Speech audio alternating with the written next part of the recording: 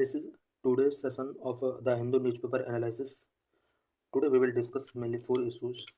The first issue is the mosques which face survey petitions, and the second issue is has the government clarified its stance on one nation one subscription scheme, and third issue is related to Chief Justice of India, and fourth issue is related to recent malaria report released by WHO.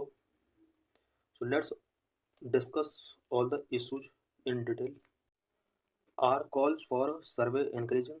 In this article, we will discuss about various controversies related to mosque surveys in India, and we will also discuss about places of worship Act 1991. Why in news? During a hearing of Gyanvapi petition in 2022, Justice D.Y. Chandrachud made an oral observation that Section 3 and 4 of the Places of Worship Act 1991 do not prohibit the ascertainment of a religious character of any place of worship. 2022 में Gyanvapi petition की hearing के दौरान CJI chief justice DY Chandrachud ने एक oral observation में कहा था कि प्लेसेस ऑफ वर्शिप एक्ट 1991 का सेक्शन 3 एंड सेक्शन 4 किसी भी रिलीजियस कैरेक्टर के प्लेस का एसर्टेनमेंट करने से प्रोहिबिट नहीं करती है। इट मीन्स किसी भी रिलीजियस कैरेक्टर के प्लेसेस का यहाँ पर सर्वे कराया जा सकता है, ऐसा DY चंद्रचूड़ ने एक ऑब्जर्वेशन दिया था। His oral observation had repercussions at the lower judiciary.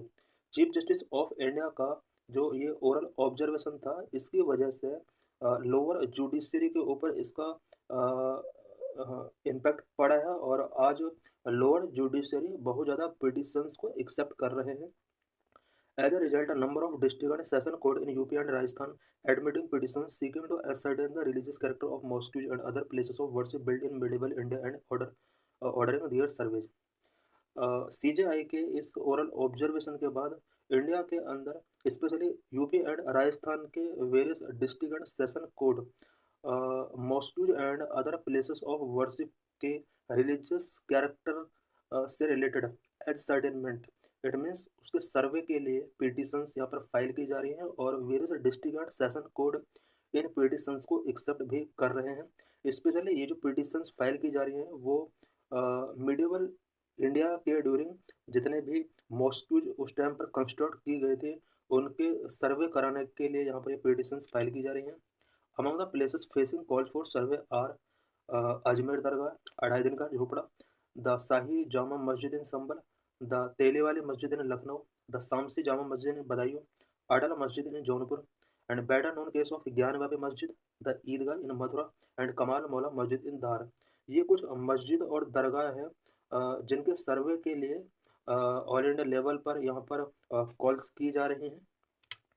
Are call for survey increasing? क्या इंडिया के अंदर मॉस्क एंड दरगाह के सर्वे के लिए कॉल्स इंक्रीजिंग हो रही हैं? Shortly after a civil judge in Sambal ordered a survey of the town's Jama Masjid on November 19, there has been a slew of petitions calling for survey of mosques and दरगाह। 19 नवंबर को संबल district के अंदर जामा मस्जिद का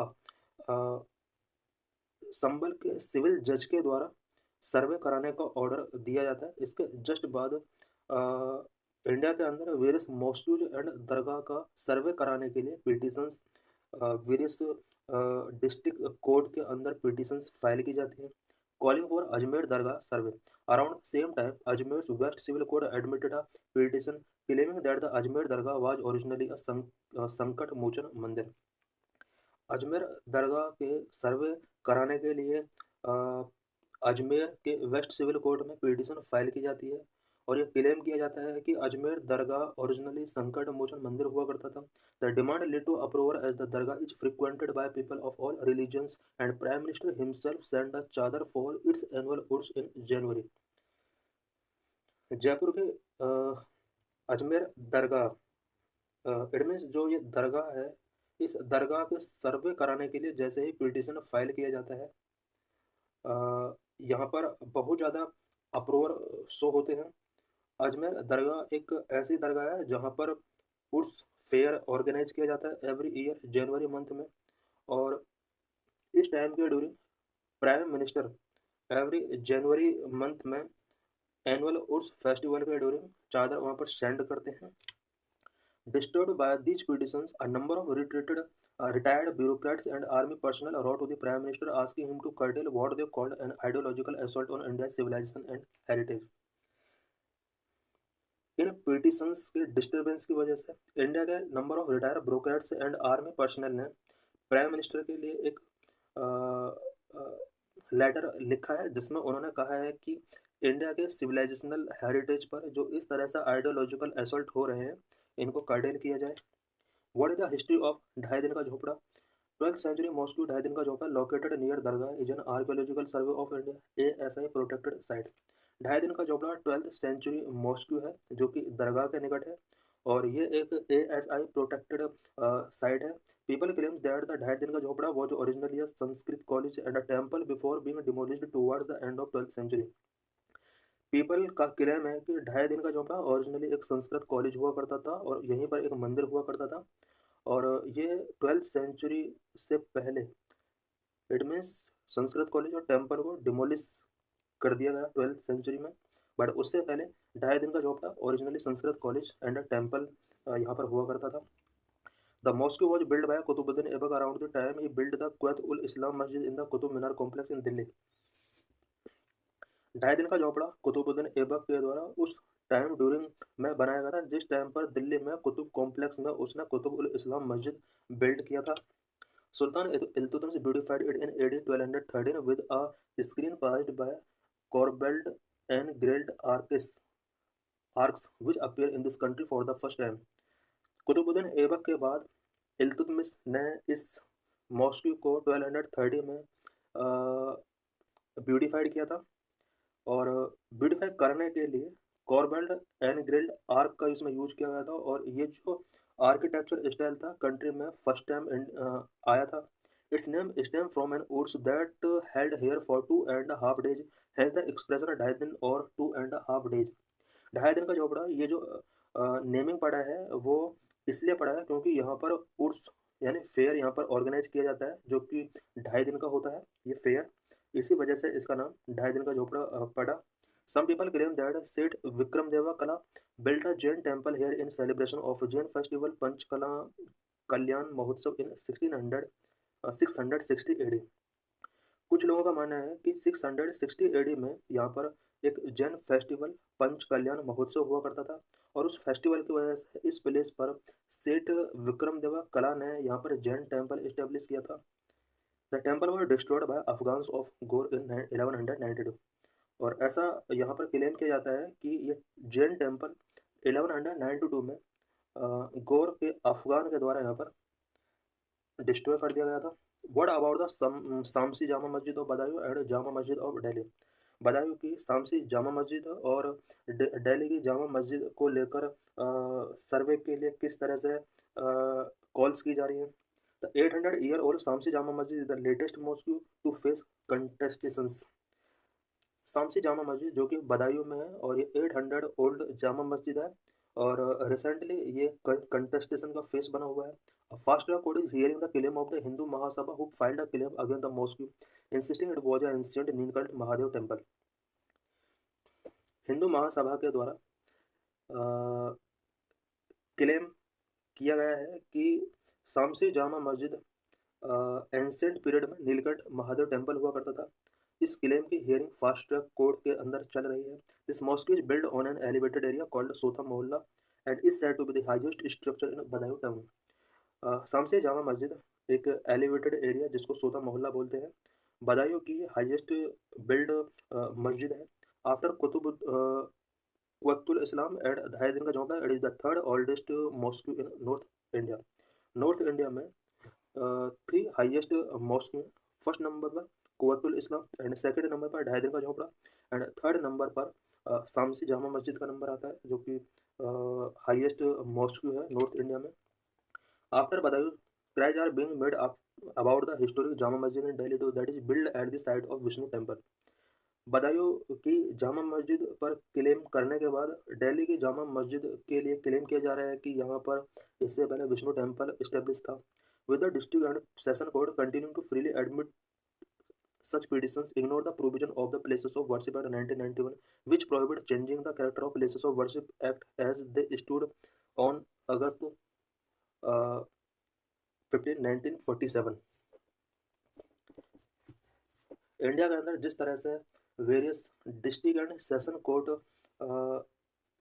मस्जिद और दरगाह की सर्वे कराने के लिए पिटिशंस को फ्रीली एडमिट कर रही हैं, और इस प्रोसेस में ऑल कोर्ट कहीं ना कहीं प्लेसेस ऑफ वर्शिप एक्ट 1991 के प्रोविजंस को इग्नोर कर रही हैं। प्लेसेस ऑफ वर्शिप एक्ट 1991 किसी भी वर्शिप प्लेस के कैरेक्टर को चेंजिंग करने के लिए प्रोहिबिट करता है।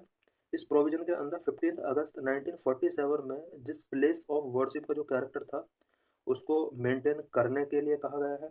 All India Muslim Personal Law Board appealed to the supreme Court to take suo motu notice of such petitions and bar the lower level judiciary from entertaining them in the future.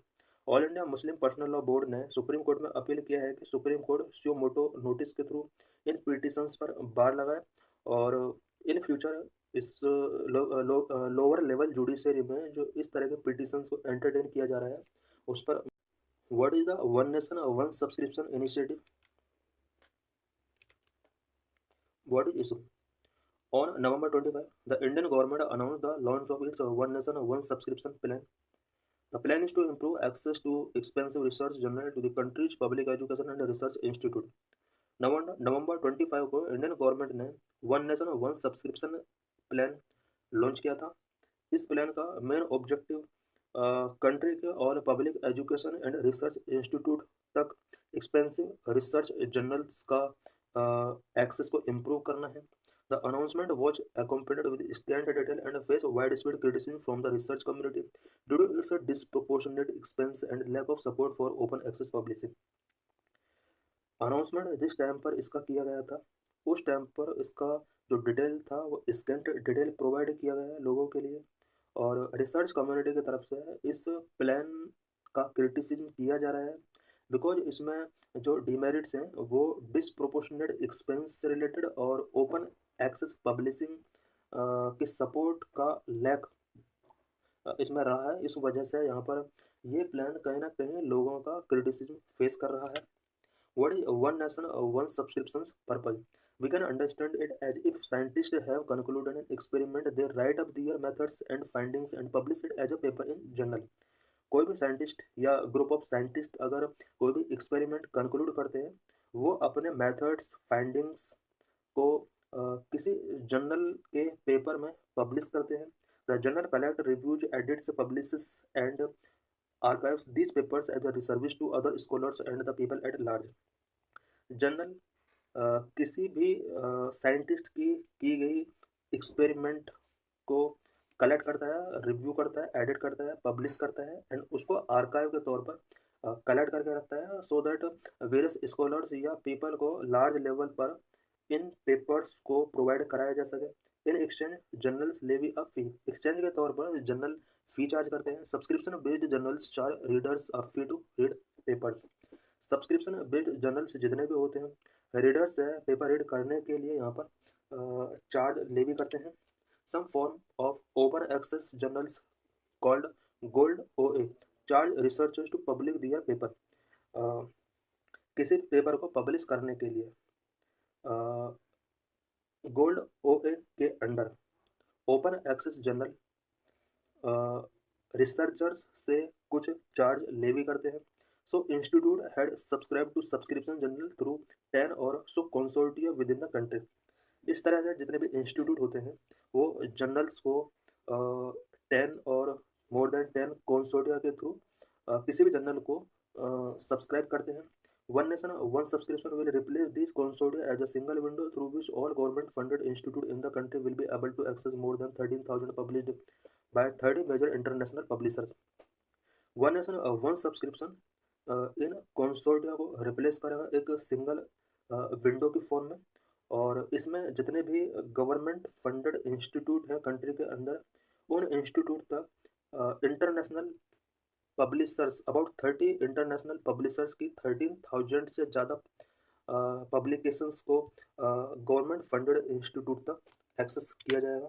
What are various provisions related to one nation one subscription? One nation one subscription से related various provisions कौन कौन से? Number one, the package. Currently, student and staff at all public institute will be able to access all paper in the journal participating in one nation one subscription. Current में all student and staff of public institute वो इन papers तक अपना access making कर सकते हैं. These conclude titles owned by the major publishers like Springer, Nature, Wiley, and Taylor and Francis. Centers of science, social science, humanities, and medical education will all be eligible and would not have to pay any other fee.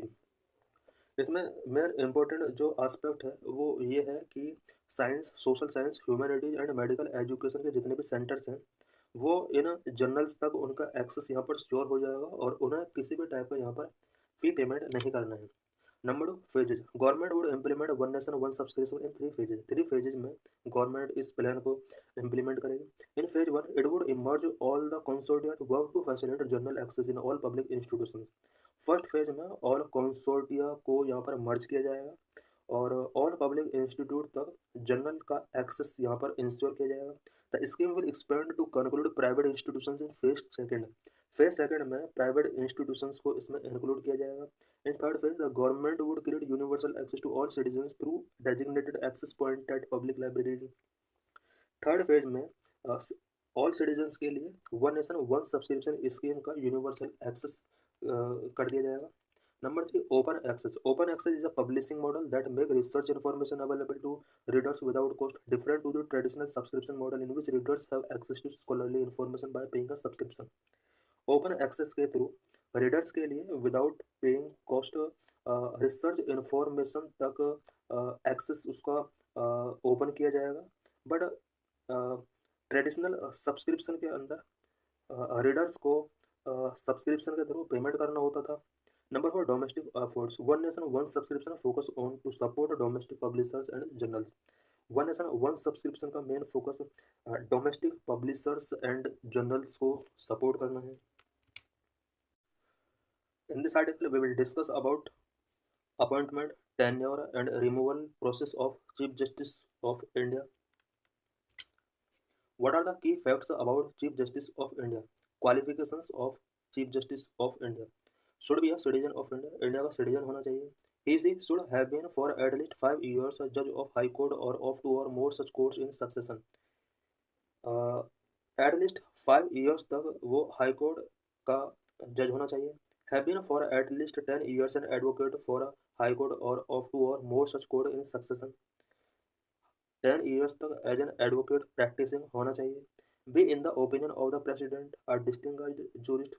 President के opinion में distinguished jurist होना चाहिए.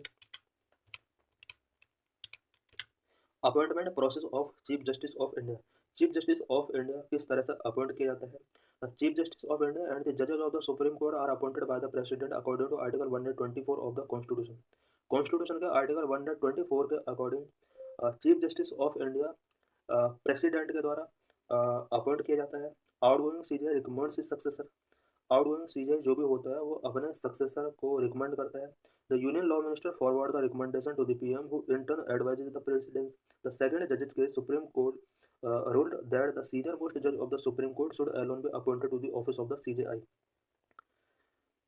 CJI outgoing CJI successor CJI के लिए recommend करता है. उसके बाद यूनियन लॉ मिनिस्टर इस रिकमेंडेशंस को पीएम के पास फॉरवर्ड करता है. पीएम इससे रिलेटेड प्रेसिडेंट के साथ डिस्कशंस करता है. सेकंड जज केस 1993 में सुप्रीम कोर्ट ने ये रूल किया था कि सुप्रीम कोर्ट का जो भी चीफ जस्टिस ऑफ इंडिया होगा वो सुप्रीम कोर्ट के सीनियर मोस्ट जजेस में से उसका अपॉइंटमेंट किया जाएगा. The supreme court collegium is headed by CJI and comprises 4 other senior most जजेस of the court. Supreme court के का जो कॉलेजियम होता है वो CJI and 4 other senior most जजेस के द्वारा कंप्राइज होता है. The collegium system is the system for appointment and transfer of जजेस. It has evolved through judgment of the supreme court and not by an act of parliament or by provision of the constitution. Collegium system जजेस के appointment और transfer करने के लिए एक system है और ये जो सिस्टम है ये किसी पार्लियामेंट एक्ट या कॉन्स्टिट्यूशन के प्रोविज़न के द्वारा इवॉल्व नहीं हुआ है. बल्कि ये सुप्रीम कोर्ट के वेरियस जजमेंट के थ्रू इसका इवोल्यूशन हुआ है। Administrative power of chief justice of India. Chief justice of India play the role of administrative head of the court. Court के एक एडमिनिस्ट्रेटिव हेड के रूप में वर्क करता है। Chief Justice exercise the prerogative of allocating cases to the particular bench. CJI also decide how many judges will hear a case. किसी भी case को कितने जजेज हियर करेंगे, इससे रिलेटेड पावर इसके पास होती है। पर्टिकुलर केस के लिए कौन सा बेंच होगा, कितने बेंच में मेंबर होंगे, ये सब डिसीजन करने की पावर सीजीआई को मिला हुआ है। CJI can influence the result by simply choosing जजेस that he think may favour a particular outcome. Such administrative powers can be exercised without collegial consensus and without any stated reason। CJI किसी भी supreme court decision के ruling को influence कर सकता है। वो चाहे तो जजेज को अपने अकॉर्डिंग चूजिंग करके पर्टिकुलर आउटकम के फेवर में जजमेंट देने के लिए जजेस को बेंच के लिए रिकमेंड कर सकता है। इस तरह के जितने भी एडमिनिस्ट्रेटिव पावर है सीजेआई की, ये किसी भी तरह की कॉलेजियल कॉन्सेंसस की इसमें नीड नहीं है। Removal process of chief justice of India. Chief justice of India को किस तरह से रिमूव किया जा सकता है? Chief justice of India can be removed by an order of the president only after an address by the parliament has been presented to the president.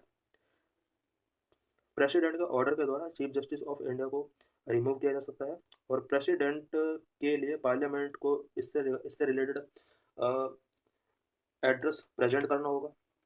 Impeachment should be supported by a special majority of each house of parliament, that is by majority of the total membership of that house and by majority of not less than two-thirds of the members of that house present and voting। Impeachment process के through CJI को remove किया जा सकता है, और इसके लिए parliament का बहुत हाउसेस का स्पेशल मेजोरिटी नेसेसरी है। स्पेशल मेजोरिटी मीन्स पार्लियामेंट का ईच हाउसेस के द्वारा total present and voting member का मेजोरिटी होना चाहिए, and total present and voting members का टू-थर्ड मेजोरिटी कम से कम होना चाहिए, और ऑल मेंबर्स का सिंपल मेजोरिटी यहाँ पर होना चाहिए। Grounds of removal proved misbehaviour and incapacity. Article 124 के अंदर मेंशन किया गया है कि किसी भी चीफ जस्टिस ऑफ इंडिया को अगर रिमूव करना है तो इसके लिए दो बेसिस हो सकते हैं, मिसबिहेवियर और इनकैपेसिटी।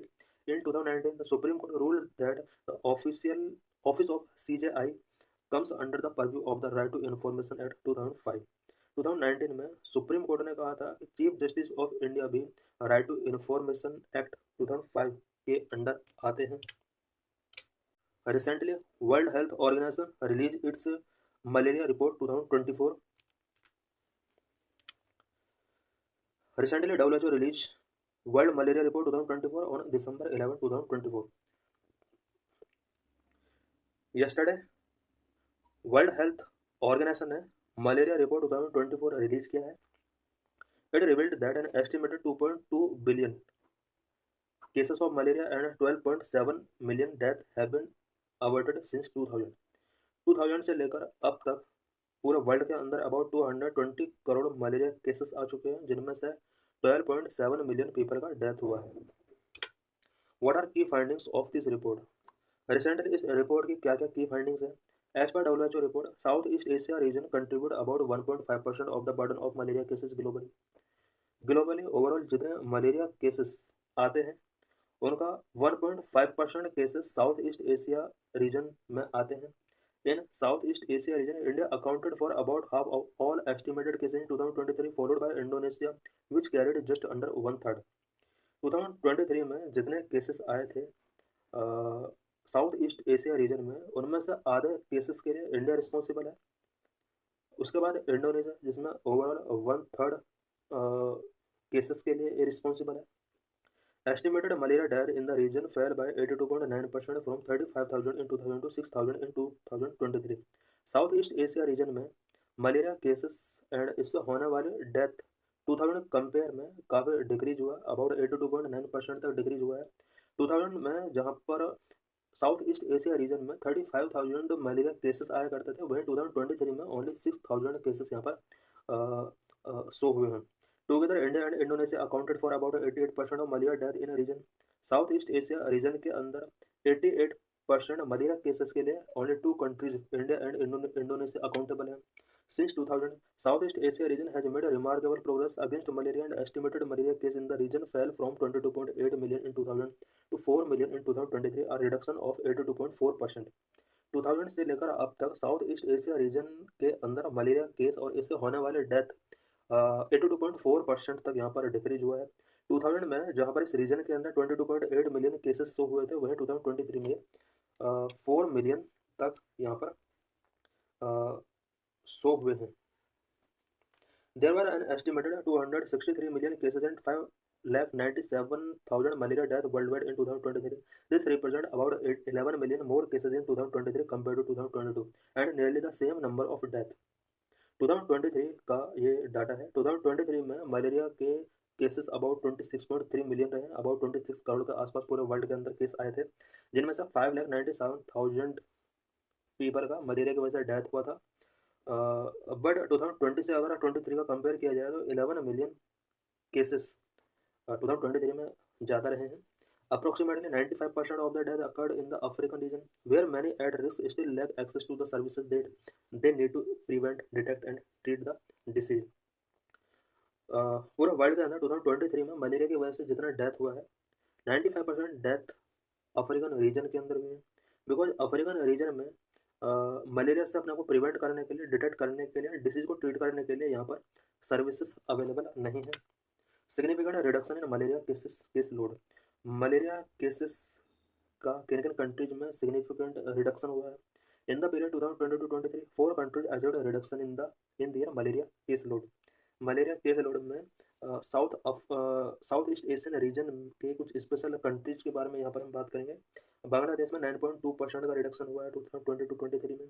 इंडिया के अंदर 9.6% का रिडक्शन हुआ केसेस के मामले में। इंडोनेशिया में -5.7% का रिडक्शन हुआ है। नेपाल में 58.3% केसेस का रिडक्शन हुआ है। 3 countries saw case increase. 3 countries ऐसी हैं जहाँ पर केसेस इंक्रीज हुए हैं मलेरिया के। Democratic People's Republic of Korea 47% का यहाँ पर इंक्रीज हुआ है।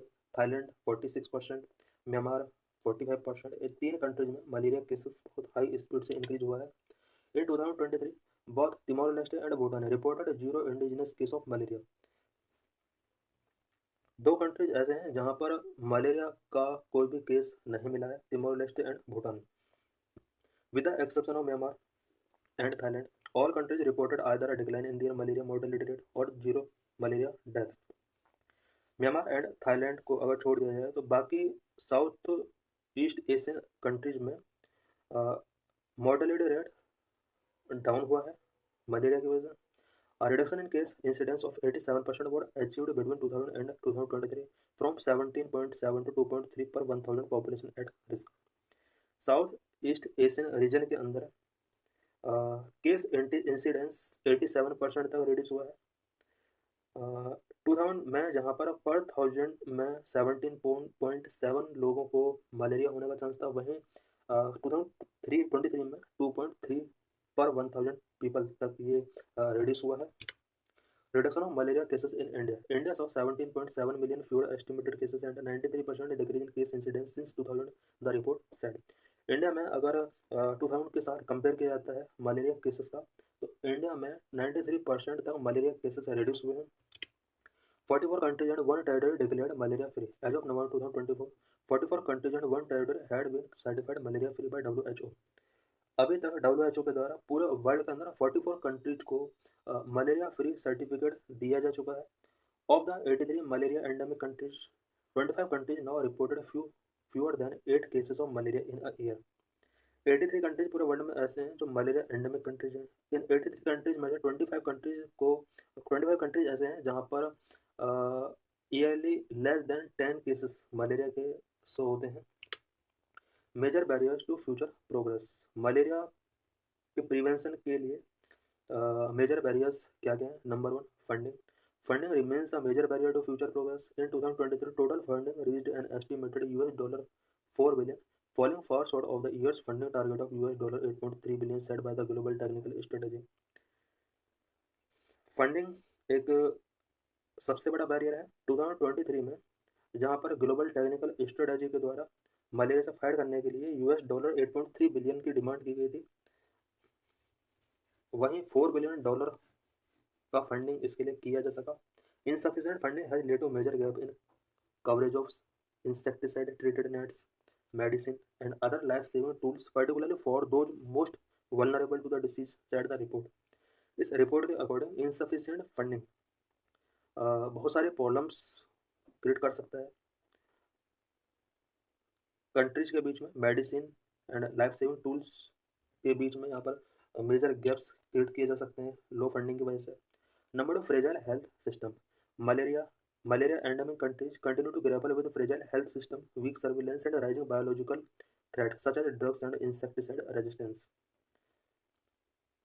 जिन कंट्रीज में हेल्थ सिस्टम फ्रेजाइल है उन कंट्रीज में malaria endemic specially malaria endemic countries में हेल्थ सिस्टम काफ़ी फ्रेजाइल है वीक सर्विलेंस है और बायोलॉजिकल थ्रेट का यहाँ पर राइज हो रहा है number 3 conflict violence natural disasters climate change and population displacement are exacerbating already pervasive health inequalities faced by people at higher risk of malaria including pregnant women and girls children age under 5 years indigenous peoples migrant persons and disabilities and people in remote areas with limited healthcare access current में world के अंदर conflict violence natural disaster climate change show हो रहे हैं population displacement हो रहा है इसकी वजह से सबसे ज़्यादा मलेरिया का risk pregnant women girls children को फेस करना पड़ रहा है indigenous people migrant persons with disabilities ये वो पर्सन है जिन्हें मलेरिया की वजह से सबसे ज़्यादा चैलेंजेस फेस करने पड़ रहे हैं estimated number of malaria cases in south east Asia reason 2023 south east Asia region में 2023 में मलेरिया केसेस का यहाँ पर एस्टिमेशन दिया हुआ है इंडिया के अंदर 2023 में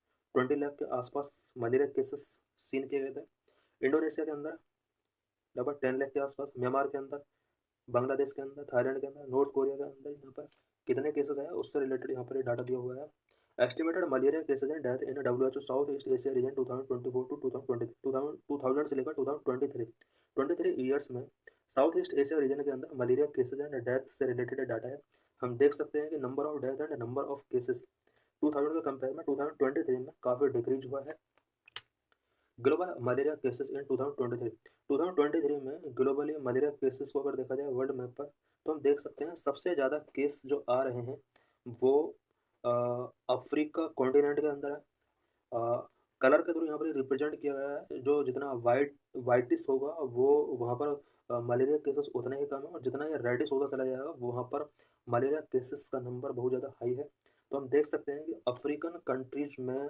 मलेरिया केसेस बहुत ज़्यादा हैं ओवरऑल डेथ में से 95% डेथ मलेरिया से रिलेटेड अफ्रीकन कंट्रीज में होती है कंट्री सर्टिफाइड है malaria free by WHO since 1960 से लेकर अब तक वर्ल्ड के किन किन कंट्रीज को मलेरिया फ्री डिक्लेयर किया जा चुका है ग्रीन कलर में शो किया गया है देख सकते हैं चाइना ऑस्ट्रेलिया और USA और अदर कंट्रीज भी हैं इस मैप के अंदर हम देख सकते हैं ये वो कंट्रीज हैं जिन्हें मलेरिया फ्री सर्टिफिकेट WHO के द्वारा दिया जा चुका है ग्लोबल मलेरिया केसेस 2015-2023 ये पर 1000 के हिसाब से दिया गया है इंसिडेंस पर 1000 पीपल एट रिस्क 2015 से लेकर 2023 तक का ये डाटा है नंबर ऑफ केसेस मिलियन में दिए हुए हैं एंड डेथ का यहाँ पर ये ग्राफिकल रिप्रेजेंटेशन दिया हुआ है